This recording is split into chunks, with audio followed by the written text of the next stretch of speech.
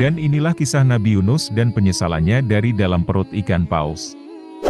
Sebagai manusia, kita dilengkapi Allah dengan karsa atau kemampuan untuk berkehendak. Namun, seringkali nafsu lebih besar daripada logika, sehingga kita tidak berpikir matang sebelum bertindak. Akhirnya penyesalan datang. Salah satu nabi yang mengajarkan kepada kita tentang konsekuensi penyesalan adalah Nabi Yunus.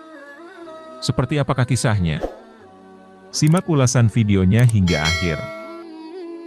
Nabi Yunus hidup sekitar abad ke-8 setelah Masehi, tepatnya setelah masa Nabi Ilyas dan Ilyasa. Beliau disebutkan berasal dari Palestina atau saat itu disebut sebagai negeri Syam. Allah memerintahkan Nabi Yunus untuk menyeru penduduk Ninawa agar menyembahnya. Kota Ninawa sendiri terletak di Mosul, Irak. Yunus termasuk salah satu nabi yang kisahnya diceritakan berkali-kali dalam Al-Quran. Bahkan, namanya diabadikan menjadi salah satu surah. Allah menceritakan kisah Nabi Yunus sebanyak 4 kali dalam kitabnya tersebut. Pertama, kisah Nabi Yunus disebutkan Allah dalam surah Yunus ayat 98. Kemudian Allah menyebutkannya pada surah Al-Anbiya, ayat 87 dan 88. Kisah Nabi Yunus juga dapat kita temukan pada surah As-Saffat ayat 139 sampai dengan ayat 148. Terakhir, Allah mengisahkan tentang Nabi Yunus pada surah Al-Qalam ayat 48 sampai dengan ayat 50. Maka bersabarlah engkau Muhammad terhadap ketetapan Tuhanmu, dan janganlah engkau seperti Yunus orang yang berada dalam perut ikan ketika dia berdoa dengan hati sedih. Sekiranya dia tidak segera mendapat nikmat dari Tuhannya, pastilah dia dicampakkan ke tanah tandus dalam keadaan tercela. Lalu Tuhannya memilihnya dan menjadikannya termasuk orang yang soleh. Nabi Yunus diutus oleh Allah untuk berdakwah pada penduduk Ninawa.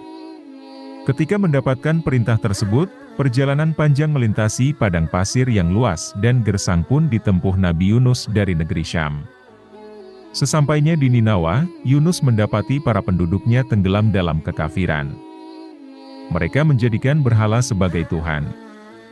Ritual penyembahan terhadap berhala ini telah berlangsung lama.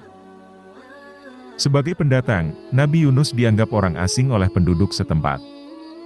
Ketika beliau memulai dakwahnya dan mengajak kaum Ninawa untuk menyembah Allah, mereka malah mengolok-olok Nabi Yunus. Dakwah Nabi Yunus pun tak pernah dianggap oleh kaum Ninawa.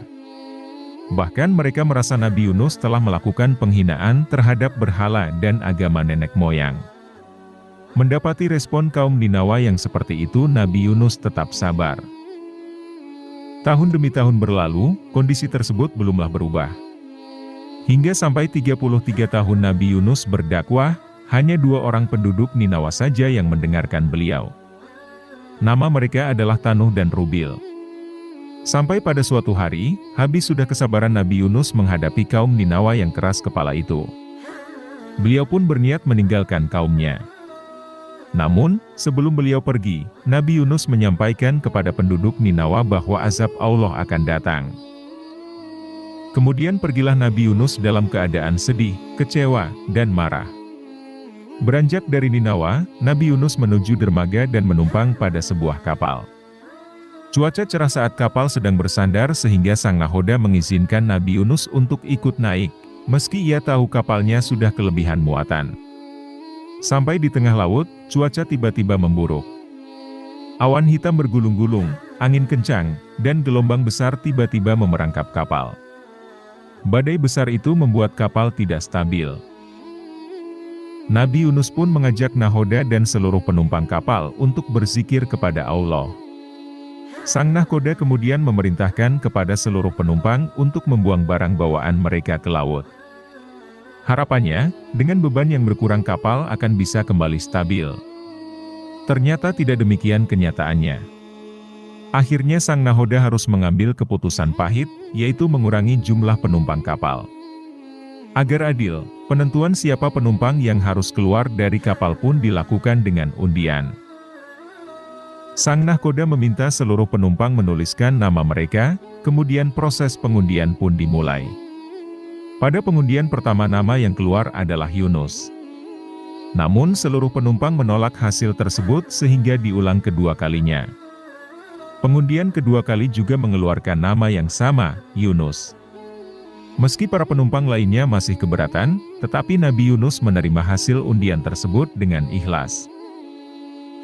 Hal ini sesuai dengan firman Allah. Kemudian dia ikut diundi, ternyata dia termasuk orang-orang yang kalah dalam undian. Quran Surat As-Saffat ayat 141. Demikianlah kisah Nabi Yunus dan penyesalannya dari dalam perut ikan paus, dan kita lanjut di part selanjutnya.